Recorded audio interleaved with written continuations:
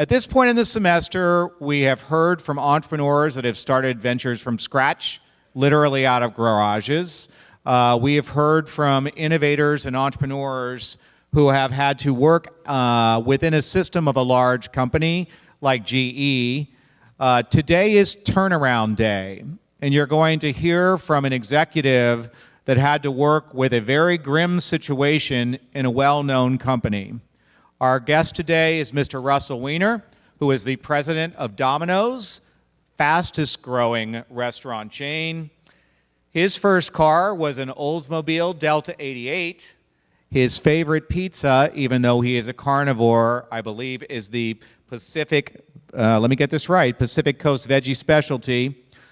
He was the chief marketing officer of Domino's before he was the president. He believes marketing is both art and science. He will tell you about that today. He's also a true innovator. Mr. Weiner recently launched a campaign that will allow you to order a pizza from virtually any platform, and by any I mean including your car. So he's got a lot to share with you today. Let's give him a warm 407 welcome, and please say hello to Mr. Russell Weiner.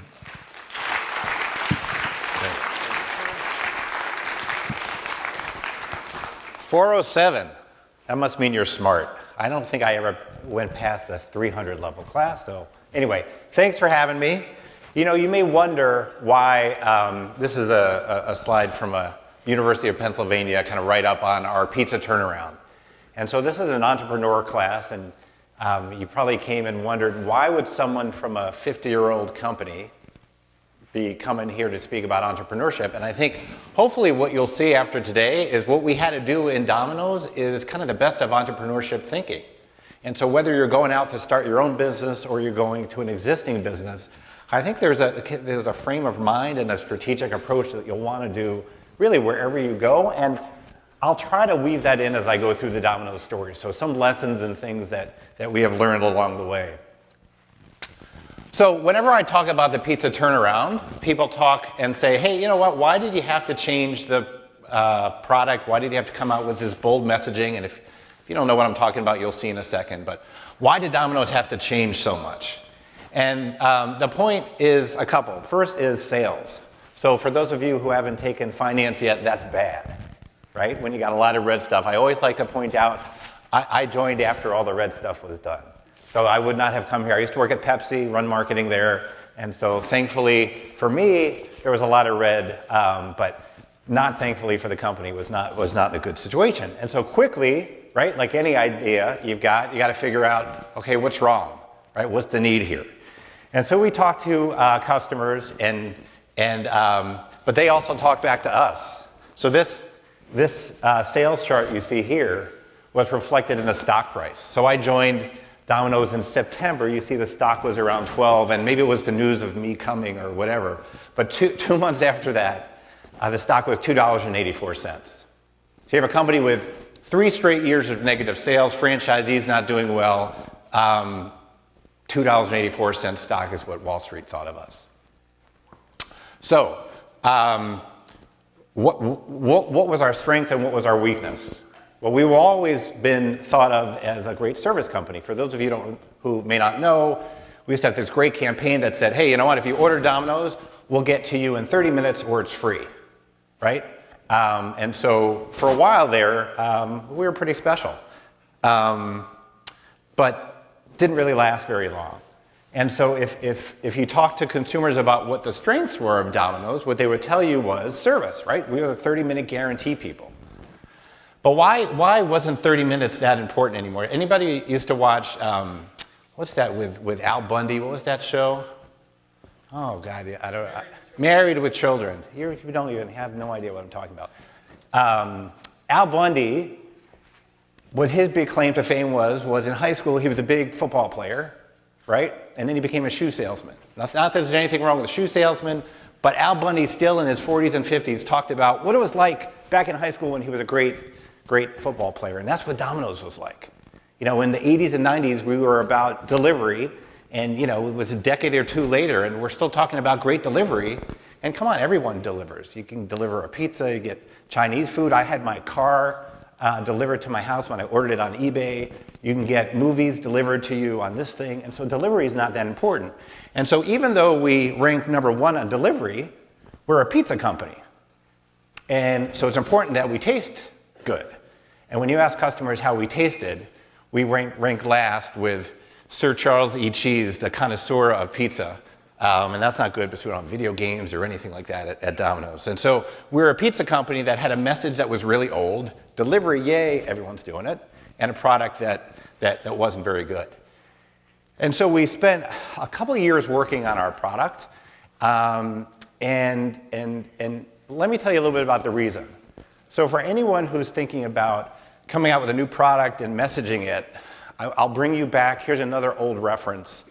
Tom said earlier, my first car was an Oldsmobile, right? So marketing 101, don't put the name old in your car or in your product. Oldsmobile, old, not a good idea.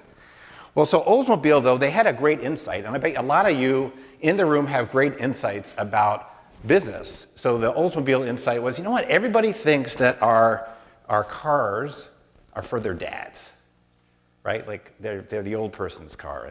And so they came up with this great campaign, which was called It's Not Your Father's Oldsmobile, right? Great idea. The problem is the car they launched around It's Not Your Father's Oldsmobile was your mother's Oldsmobile, right? And so that may be simple. This one always gets a lot of giggles, but what I will tell you is sometimes the best marketing in the world actually can be bad if the product isn't good, right? Because all you're doing is getting people to look and try something, and then what they try doesn't deliver. And so we spent the 2 years working on our product so that when we actually launched it, it wouldn't be your mother's Oldsmobile. It would actually deliver on what we said. And so we look, pizza's not that complicated, right? You got crust, you got sauce, and you got cheese. But here's a simple thing that a lot of people don't know. You think, okay, get your top. We had our top, 5 or 10 cheeses, our top 5, 10 sauces, our top 5 or 10 crusts. And people think, okay, and when you're developing your product, you would probably think whatever the equivalent would be. Take the best sauce, take the number 1 cheese, and take the number 1 crust and put them together, and you'll have the number 1 pizza. Not so easy. So has anyone ever seen, 2 fairly good-looking people, maybe in the park with their stroller, and you see the baby, and the baby's not quite that attractive? Right? That's what we're talking about here. The number 1 and number 1 and number 1, when you put them together, sometimes the nose is a little crooked. Or for those of you who are wine connoisseurs, you have a great wine and a great piece of beef, but maybe they're not meant to go together. And so when you're developing a product, you really need to think through the intricacies of not just things separately, but how they work when they come together. The ugly baby always gets people. So I'm going to skip through this. The new product tested extraordinarily well. And so we went from kind of Chuck E. Cheese land to, you can see here, kind of a 60-40 win versus our competition. So we knew we had a good product. All right, a lot of you, in this room may have good product ideas or may work for companies with good products, but you have to have a good message as well. And so I want to talk to you a little bit about how we marketed this new pizza. And it's less about how we marketed it, but what we're going to try to do is tell you about the thinking about how you develop an idea behind a product that can be breakthrough. I'm going to start with this number here, 693 million. So the night before I wrote the creative brief to our advertising agency about how we were going to advertise this new great tasting pizza, partly for fun, I Googled the word new and improved because we have a new and improved pizza, right? Yeah, I got 693 million hits. So new and improved is, everyone uses it, right? And you think about all the media, the blitzkrieg, and everything that's going on nowadays, it is so hard to break through. So while you may have a breakthrough product, you need to figure out a breakthrough way to message it. And I'm not a big believer in, sometimes you watch the Super Bowl, you see a lot of, people getting hit in the face or fart jokes or whatever. I mean, it's not breakthrough in that way. It's breakthrough with something meaningful. And so I wanted to talk to you a little bit about how maybe you could, you didn't think you hear the word fart joke today, by the way, did you? Okay. Yeah, more coming. I wanted you to get a lesson for what's helped me a lot throughout the years develop what I think are pretty good communications message. And it's taken from a book that I actually can't quote, so this is not my idea, but I've kind of moved things around a little bit. So take it for what it's worth. So the idea is called tension. So how do you develop a strong customer message? There are tensions all over our lives, right? When you look up here at this spring, the definition is there, right? What is tension in society? It's kind of a curled up discomfort, right? That everyone's thinking about, maybe not everyone's talking about, but it's certainly affecting their lives. And if you think about a spring, if a spring had a little button in there that you could hit and release that tension, right? Think about the power that comes out of that spring. And so it's a kind of an analogy for this. If you could figure out a coiled up tension in society and you can break it, you can get all that power kind of as a tailwind behind your brand. So how do you use this idea? And so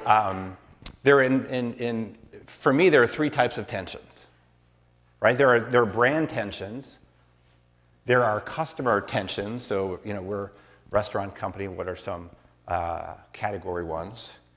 And then there's cultural tensions, bigger tensions. I mean, there's tons going on in the world right now, cultural tensions regarding security and money and things like that. And so what the approach needs to be is you go deep. The way I think about tensions is there are tons of tensions, right? It's like a baseball field. And there are tons of little blades of grass, and all those blades of grass are possible tensions to go after. So while it may seem like an easy process when I take you through the Domino's example, identifying a tension is not that hard. Identifying the right tension is critical. And so let me show you what I mean. So brand tensions. For Domino's, what do you think our brand tension was? I'll answer it myself because I know when I was in class, I never raised my hand. Attention for Domino's was our pizza wasn't very good. So I put this one up here. So my wife sent this to me 3 months after I started at Domino's. She did not do it. So where's the video? My wife did not do this. But it's 3 months after I started. The stock had hit $2.84. We had moved our whole family from New York. And she sent this to me. She found this on the internet. And for those of you who can't see, it says, Domino's Pizza, we make our pizzas and our boxes out of the same material. Right? And to me, the unbelievable part of this was that somebody sitting probably in a dorm room somewhere thought, hey, you know what? This is such a funny idea that I'm going to take 2 hours of my time and create this thing because it's going to get spread all over the internet. And when your brand's in that bad a place that people take the time to do that, that is a tension. Okay? That is a tension. That's an example of a tension there. For us, we felt like our customer and our cultural tension during that time were kind of the same. And I'll ask you to rewind to late 2009, and I'll just show you some pictures of what was going on during that time period, maybe jog your memory. We had, things weren't going that great in Michigan. We had a bunch of CEOs flying down to DC in their private jets. Remember that one, asking for bailouts in their private jets? Not a good idea. That is a tension, by the way. We had banks going under. We had people losing their mortgages. And just in general, what was going on was kind of the trust people wanted to have in the pillars of society was completely broken. And folks felt like really they couldn't trust anybody, right? These car companies have been around for so long, the bank you have your mortgage with, all these folks. And that's a tension, right? That no one would tell them the truth. Well, and so here's where, with all the blades of grass that could be tensions, this is why those two tensions really worked for me. So, right, everyone in the US wanted someone to tell them the truth. Big tension. Our brand tension was we had a really scary truth to tell, right? Our product wasn't very good. And the idea is the collision of those two tensions, right, would break that coil you saw earlier and hopefully amplify that message. So we could ride the wave of not just the advertising and stuff that we did, but of the stuff that everyone in America was talking about.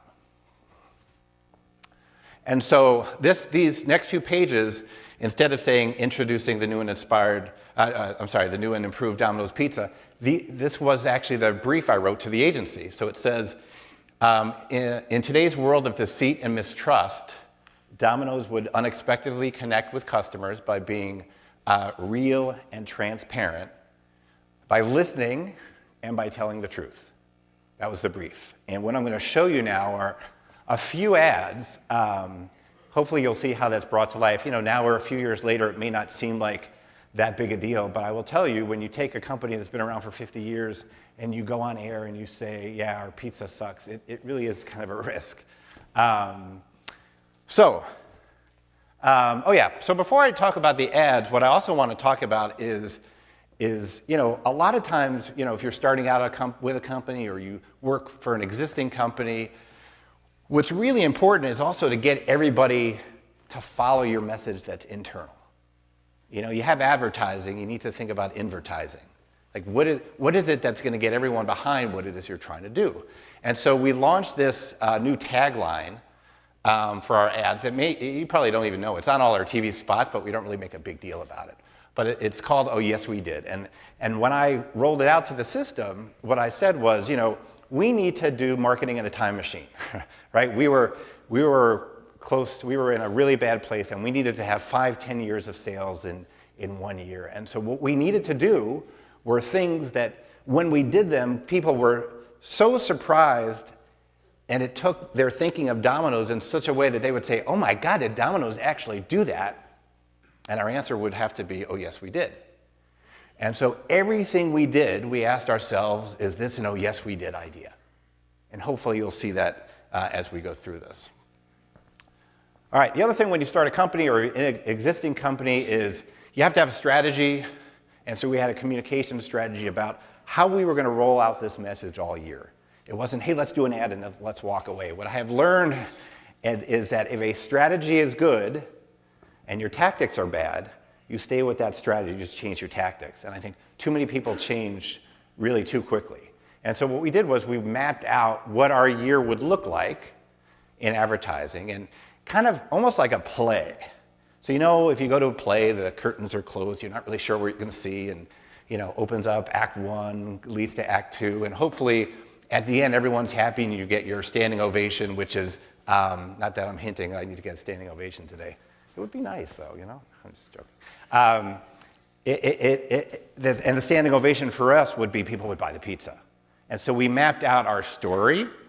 And so part 1 or Act 1 of the story was, we listened to those critics. We listened to the people who didn't like our pizza. Remember, no one in America was listening to people.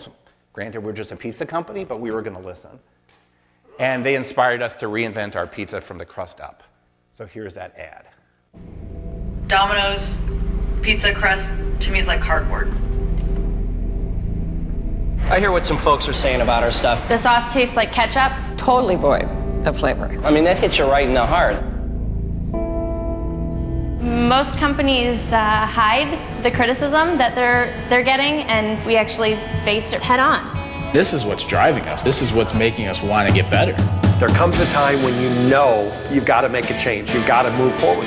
What's different about the new pizza? We improved everything. Sauce, crust, cheese, you name it, it's better. We got a much better tasting sauce. We put 40% more herbs in it. It's a bold flavor. More flavorful cheese. Cheese, it's cheese. Well, we're putting a garlic seasoning on the crust now. It's awesome. To be this honest, you have to have the food to back it up. We're so proud of this pizza, we want everybody to try it. The deal is 2 medium, 2-topping pizzas for $5.99 each. If you don't like it, we'll give you your money back. All of it. Not half of it, all of it. All right. So anyway, we ran that ad. May not seem like a big deal today, and things were nuts. I mean, we sold overnight. We were selling so much pizza that we were 2 days away from running out of pepperoni. And you don't go to a pepperoni tree and you pick it, right? You got to cure it and stuff. And so it was absolutely nuts. But so we all had to go to the stores and help them deal with all the volume. And so this is a store that I went to, and it was so cool. So here's a guy who in the back. And this is what you as an entrepreneur or business leader really can do. At the end of the day, you can affect people's lives by changing their businesses. And so here's a guy in the back of his store. He's kind of mapping out what his sales had been You see they've been negative for a while, and this thing launches, it literally goes, through the roof, which is just so cool. Another idea I want to pass by you is something I call double-click marketing.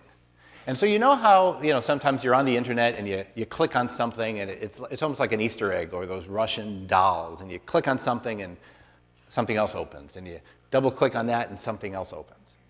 The trick, I think, or the key today with regard to marketing ideas is that consumers want to go deep.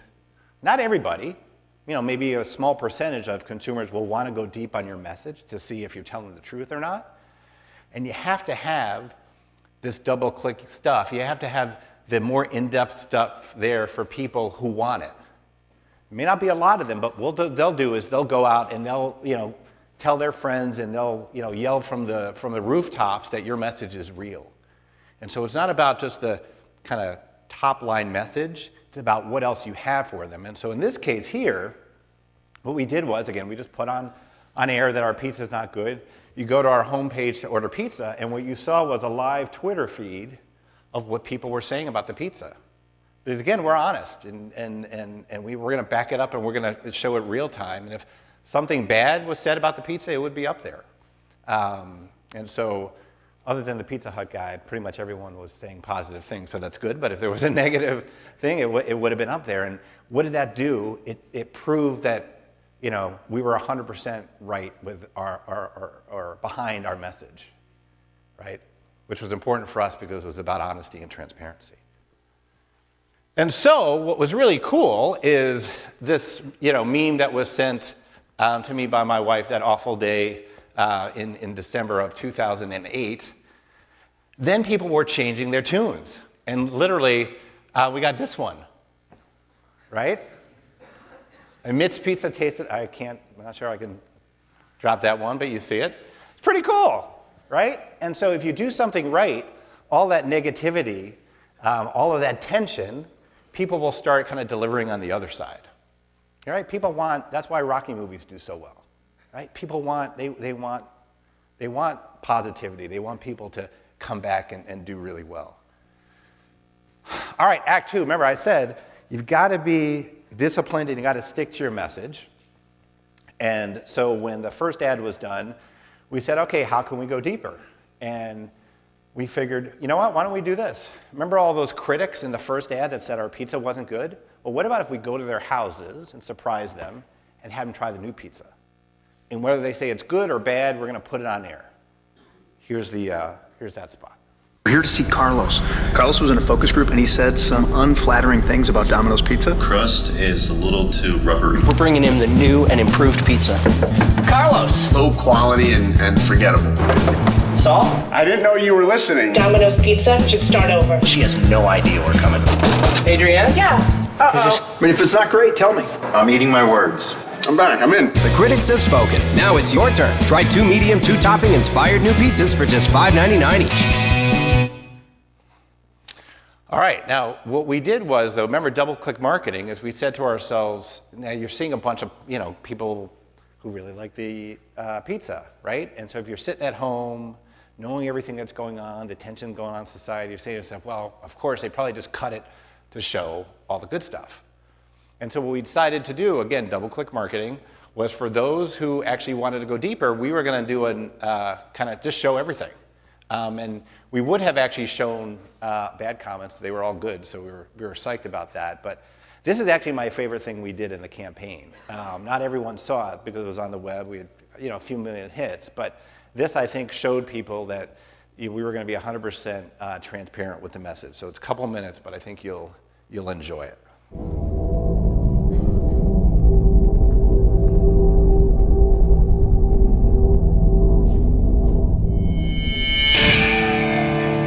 We're going to see Claudia. She has no idea we're coming. She said some pretty harsh stuff about our old pizza. We're going to bring the new pizza. Let's see what happens. Domino's Pizza! Yes? Claudia? Yes? Claudia, did you say... Give the Domino's head chef more freedom to make a pizza that's not a formula. Yes, I did. Claudia, I happen to have the head chef from Domino's here, and he'd like to ask you a couple of questions, too. He looks mad. I'm not mad. Because your comments helped us create a brand new Domino's pizza. New sauce, new crust, new cheese. Want to try it? Sure. Looks good. It's actually really good. Is there enough cheese on it? Lots of cheese. Lots of cheese. It is very good. Now, you're not just saying that because the camera's No, here. I'm really... I mean, we want the real Claudia, the one we saw on the tape. You can't see the sauce through the top. It's really good. You guys, I'm so impressed, really. I can't believe a company would do that. I'm so really impressed that you guys really took it seriously. I can't believe you guys listened. Is this it? Let's go. Clipboard? Carlos. Yes. How are you? Good. Sam from Domino's Pizza. Okay. Hey, listen, did you say Domino's crust is a little too rubbery? Domino's crust is a little too rubbery. I did, but I didn't know I was going to be meeting the head chef, so this is a little awkward. Sorry.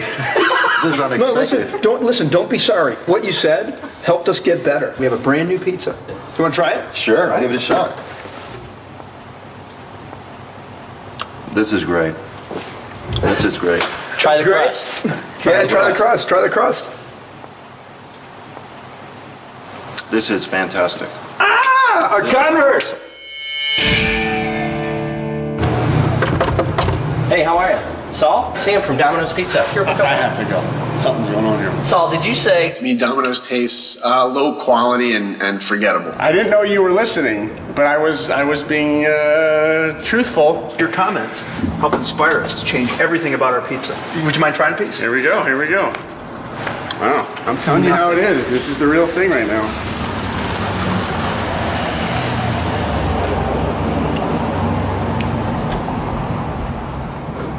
First off the bat, does not taste like Domino's pizza. The way I know Domino's. I'm back. I'm in, guys.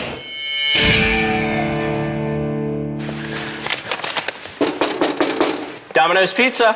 Hey. Adrienne? Yeah. Hi, I'm Sam from Domino's Pizza. Hi. You ordered pizza?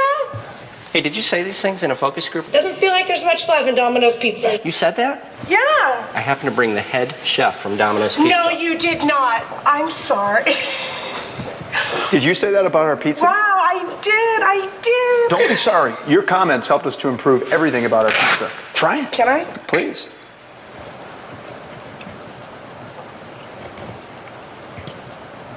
Wow. Some love in there, isn't it? There's a lot of love in there. This is what I was talking about. Welcome back. Thank you. Thank you for making a great pizza, finally. Mark, how are you? Good. Sam from Domino's Pizza. How you doing? Did you say this, Mark? Domino's tastes like cardboard with tomato paste and pepperoni on top. Yes, I did. Yes. Why would you say such a thing? I enjoy a good quality pizza, and I was just trying to be very honest. Okay. You know what I have for you? Your comments helped us create a brand new pizza from scratch, top to bottom. Oh, that looks absolutely delicious. Go ahead. Oh my God, that's delicious. Now, you're not just saying that because there's cameras. No, that's a good pizza. What do you like about it? It tastes fresh. You can taste the sauce, the zesty sauce, the pepperoni, the sausage, the cheese, everything is absolutely delicious. And that's the way a pizza should be. Can I keep the rest of this? That last guy was a cop. He actually was packing heat. Got to be careful when you do this live stuff. And so anyway, we're through now the first quarter of that relaunch, and I'm going to show you some results. I'll be showing you results kind of throughout. And what I always like to do is show the prior year, because you can look like you're doing really well if you're lapping a negative number. And so I'll always be showing you 2 years numbers. And I'm just comparing our results to our public competition.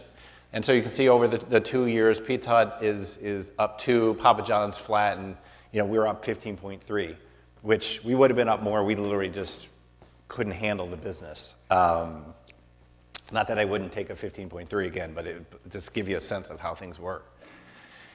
And so, all right, what do we do from there, right? And the thing is, the strategy is working. And so we went to try to figure out some other tensions.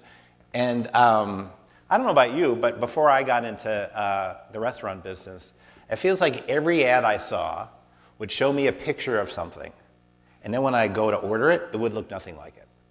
right? So, you look at the lobster plays and they crack the legs and the juice flows in the air. That doesn't happen. Like the shell hits your eye. Or you look at the burger plates and it looks perfectly stacked, and then you open up the thing and the special sauce is all over the place. And so it was the same thing with pizza, right? In pizza, we call it cheese pornography, right? And so cheese pornography is when, they take the slice and they move it away and you see all that cheese that go, like that's not real. And so what happens in real life is you're home and you do that, it's not real. And so we said, okay, this is attention, all right, like throughout the restaurant business, and so why don't we attack it? And so what you're going to see here is we show what actually really happens at those shoots, and we promise never to do it again. For years, food companies have been doing some pretty crazy things to make their food look good in ads. None of it does a thing to make the pizza taste any better. So starting now, Domino's is changing the way we photograph our pizza. With pizza this good, you don't need all that nonsense. You just need sauce with a little zip, plenty of real cheese, and a garlic seasoned crust. In fact, we're so confident in our pizza, we want you to shoot our photos. Just order up 2 mediums and 2 toppings for $5.99 each and send us your shots. Domino's, what you see is what you get. All right, so we asked people to send in their pictures.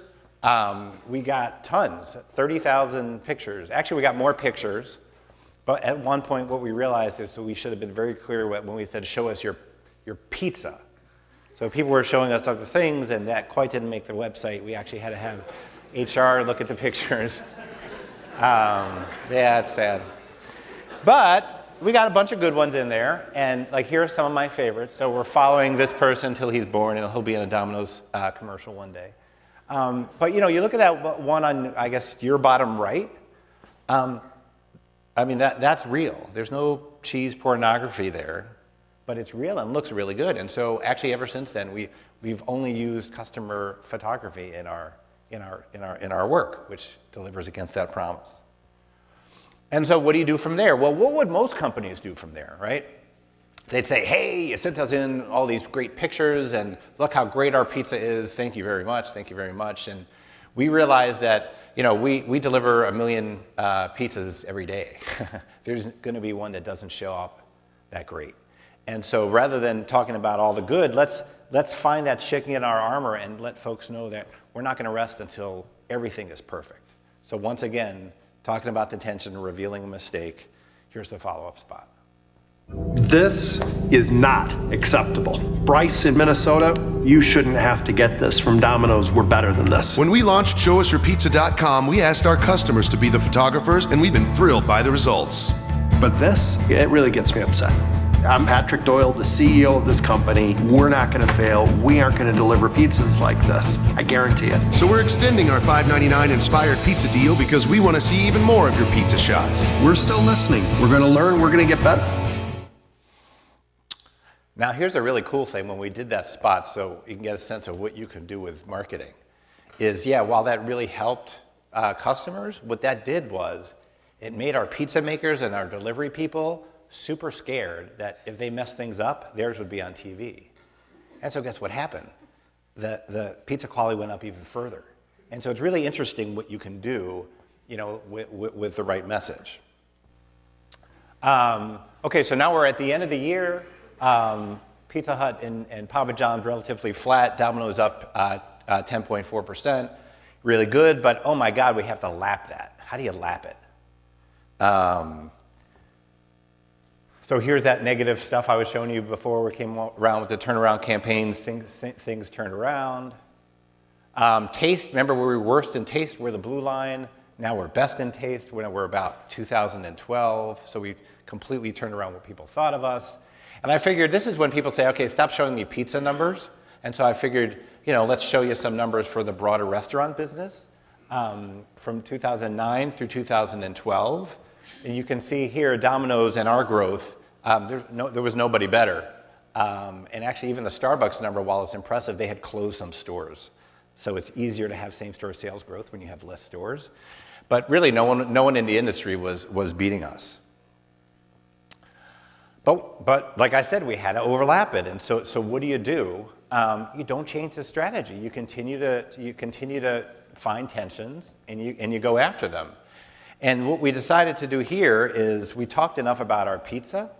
Let's talk about other products as well. And I'm just going to show you one spot for the sake of time, but what I want you to see, it's an okay spot, but it follows the tension of what was going on at the time, which there was an economic crisis, and most companies were, you get that big bag of potato chips, and there's like, 7 potato chips in it. I mean, that's what was happening with every industry, and so we went after that tension. But what you'll also notice, if you haven't seen in all these spots, there's a offer at the end. You can get 2 things for $5.99 each. Now that doesn't seem a big deal. Why am I talking about the offer? Well, one is we put tons of testing into it quantitatively to figure out what drives the most top line and bottom line. Okay, that's important. But why is it also important? If you're going to do what we wanted to do here with our brand is tell a story.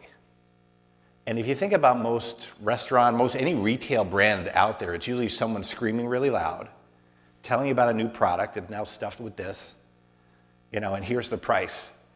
60% of our ads and most people's ads are 15-second commercials. So if you have the guy yelling, saying what the new product is and saying what the price is, you've pretty much run out of time. And so if you can find a price that's a good price that you can keep, not only is it breaking attention, right? Because everyone thinks, no one can trust companies on price. We've kept our price that same way since December 2009. But you don't have to re-talk about your price every time. And so you have time within your commercials or within any of your messaging to talk about your brand and to tell a story about your brand. And that's what most people can't do. What you also can do then is with new products. So you're going to see something here for our stuffed cheesy bread, which, big deal, stuffed cheesy bread. But what you'll see is we're able to put together a pricing architecture. So if we know we're always going to sell 2 things, each for $5.99, then I can tell my innovation folks, hey, when you come up with a new product, it's got to be X margin and work at the $5.99 price point. And so it may seem like an afterthought, but pricing architecture can help in all those ways. So here we are breaking the tension of, everybody is cheapening because of the bad economy. Lately, we've been ordering a lot of cheesy bread from other places. And what we found? Under-cheesing is rampant. You look at this. A little bit of cheese with a whole lot of bread. And we were one of the worst offenders. What we said is, how do we make cheesy bread better? How do we make it special? Stuff it with cheese. It's got as much cheese as our medium pizza. I wanted people to jump rope with their cheese. Or you could eat it, which I would recommend. Order any of our new stuffed cheesy breads or medium 2-topping pizzas. Choose any 2 for just $5.99 each.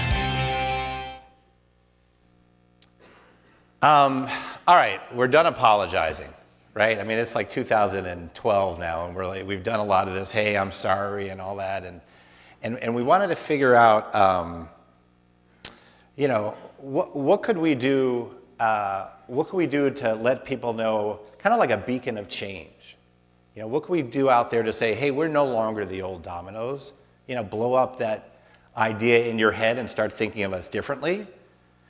And so we literally did blow up that idea.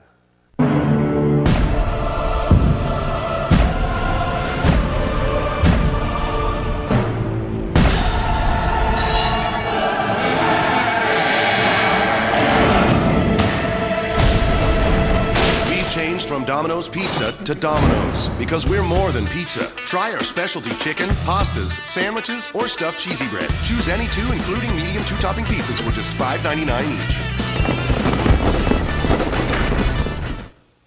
So that was our beacon of change. We decided after all this time, our pizza's better, our company's better, our messaging is better. It's time to change our name, both because we're more than just pizza with all these products, but we're a different Domino's.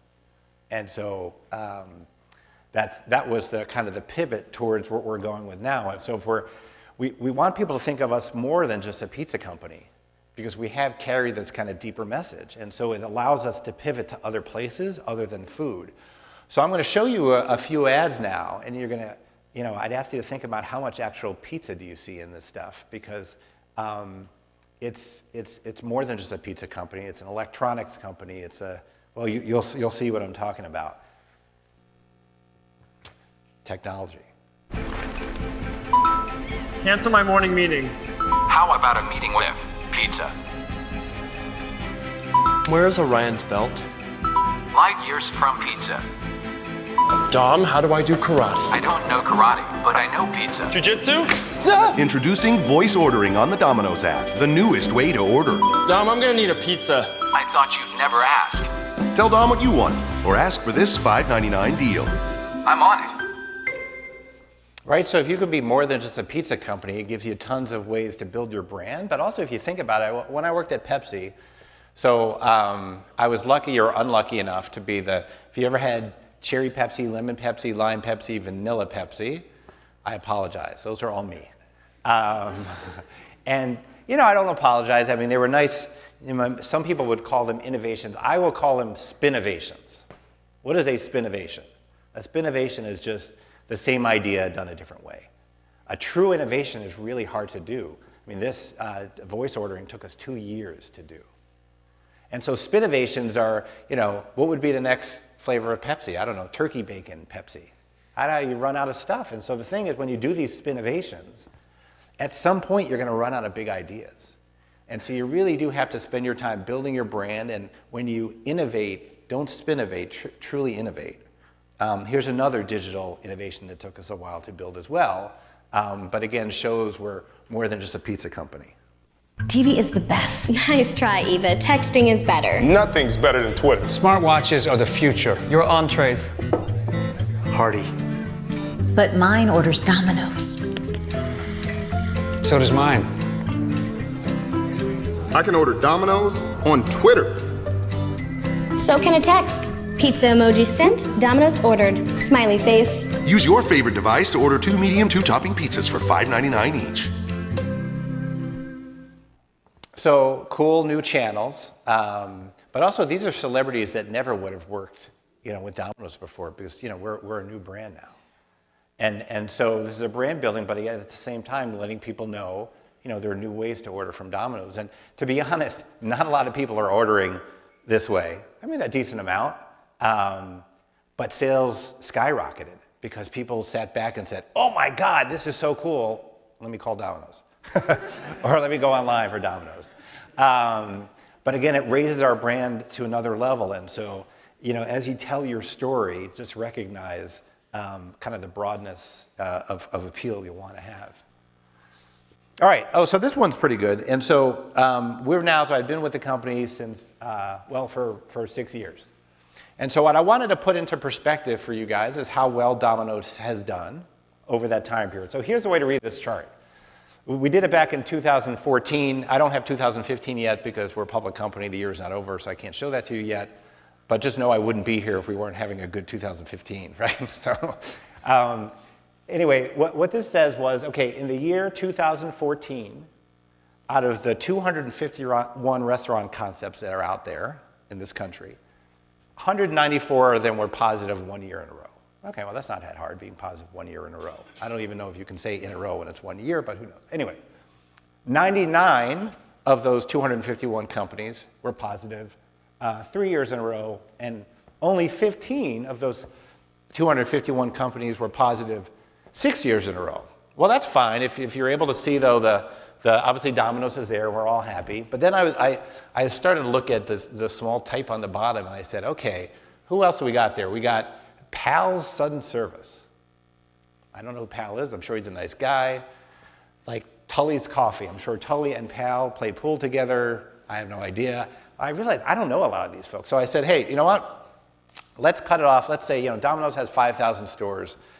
It's really easy to grow, right? When you grow from 1 store to 2 stores, you double your sales. And that's why you see a lot of these folks up there. So I said, what about if we look at stores that with 2,500 concepts with 2,500 stores or more? And of those, there's only one that had grown for consecutive years. And so we're really in a special place right now. So 2014, so here's you can see this, that was the year 2009 was my first year there. We did the turnaround, and you can see there's some nice momentum. We ended last year actually with some nice positive momentum again. To me, what was cool is it's as if we did actually better than our new and inspired year, because if you look at the overlap, it's a 10.4 versus a 12.9. And so we're really getting some great momentum now. And if you look at 2015, fourth quarter's not over yet, so I can't show you. But, you know, every quarter this year is actually better than the 9.9 that we did the year of New and Inspired. And because we really have transformed our brand and we're operating really at a new level with, you know, what we talk about with digital and all that kind of stuff. And so that stock price of $2.83 in November of 2008, more recently is actually higher, is now $119 as the high for this year. And so I say that because, you know, that's what everyone, you know, when you come up with a new idea, that's kind of what you hope for is to make money for all the folks in the business, and this truly has done that. And so think about that when you go back and you discuss among your folks tensions and things like that, ways to build a business. So that's it. We got about 2 minutes, so I don't know. Let's give Mr. Weiner that standing ovation here today, I think. Thank you very much. How many people can define entrepreneur? What's a definition of entrepreneur? Does anybody know? Anybody shout out one? Networking, okay. An entrepreneur is somebody that works 18 hours for himself